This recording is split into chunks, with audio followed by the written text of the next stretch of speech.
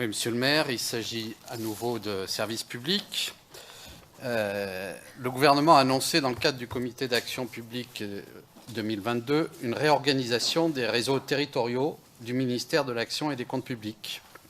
Ceux de la Direction générale des finances publiques se retrouvent ainsi concernés et cela impactera les collectivités territoriales et leurs établissements.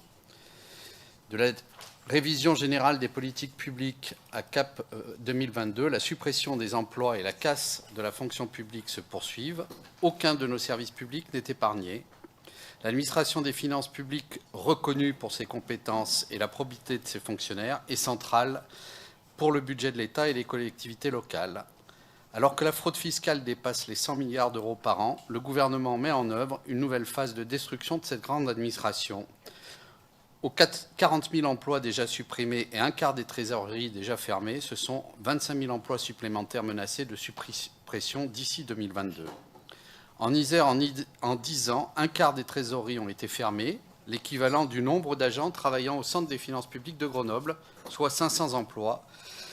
Et d'ici 2022, sont prévus encore 300 emplois supplémentaires, suppression d'emplois supplémentaires, ce qui va se traduire par la fermeture de 25 trésoreries de proximité, dont celle des Chirolles et de Visil. Pour l'instant, celle de Saint-Martin-d'Hers serait conservée, mais sans aucune garantie concernant le périmètre des missions maintenues, et notamment celle du service d'accueil.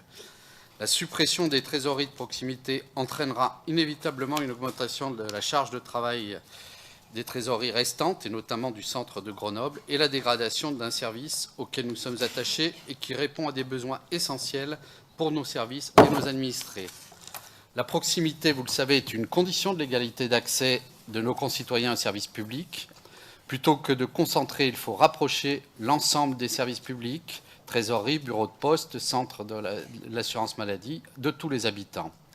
Pour ces motifs, nous vous proposons donc de demander d'urgence au gouvernement le maintien des trésoreries de proximité de pleine compétence, un effectif suffisant d'agents permettant d'assurer toutes les missions, dont l'accueil du public dans de bonnes conditions pour les usagers comme pour les agents, le respect du statut de la fonction publique d'État garant de la neutralité et de la probité des agents, le maintien du principe de la séparation de l'ordonnateur et du comptable qui garantit l'efficacité de traitement et de protection des finances de la commune.